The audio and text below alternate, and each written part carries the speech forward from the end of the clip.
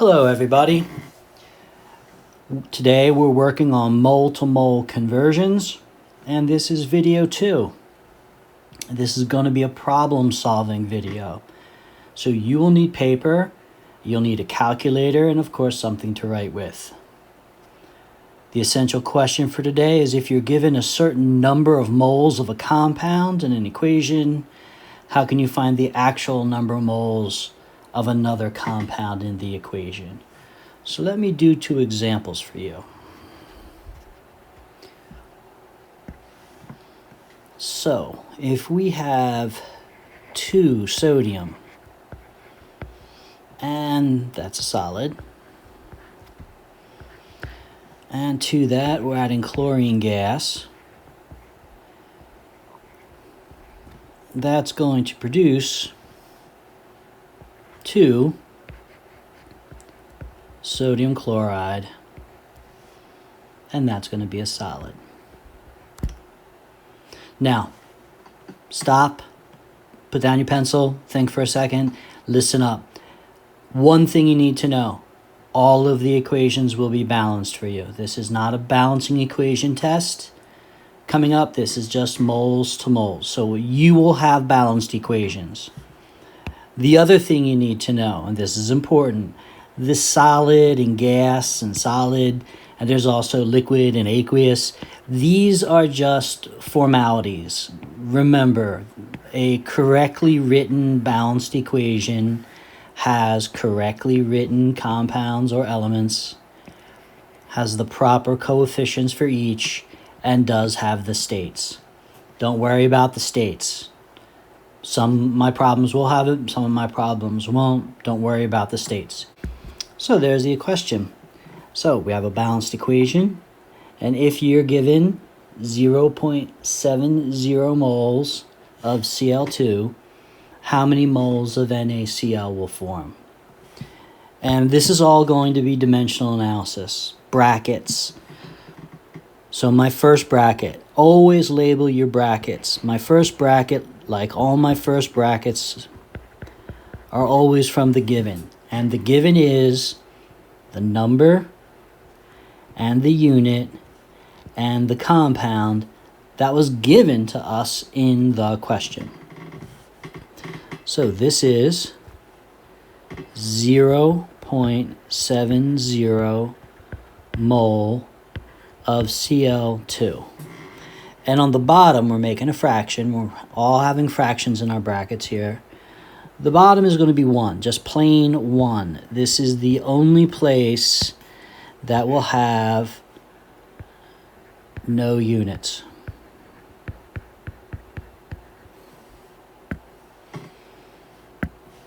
Okay, so nothing fancy. We start off all dimensional analysis problems with what's given, and technically that's over plane 1. So now, my next bracket, I'm not looking for grams. Therefore, I don't need the periodic table. My next bracket is going to come from the balanced equation. That's going to allow me to convert from one compound to a completely different compound. That will allow me to go from moles of Cl2, and what am I looking for here? I'm looking for moles of NaCl. Well, that's pretty good, but I don't have any numbers there. These numbers are going to come from the balanced equation. There's nothing in front of the Cl. That means it's a 1. The number 2 is in front of the NaCl, so we put the number 2 there. If you take a look at all the letters, the MOL Cl2 and the MOL Cl2 cancel out, leaving the only letters left, mole NaCl. And that's what we were looking for. We were looking for moles of NaCl. So it's going to be 0.70 multiply by 2, and I could divide by 1, but there's no need to because it's the same thing. It's divided by 1. So that's going to be 1.4 mole NaCl. Excellent. Nice problem. Now, what I'd like for you to do, I'm going to move this up some, is use the exact same equation.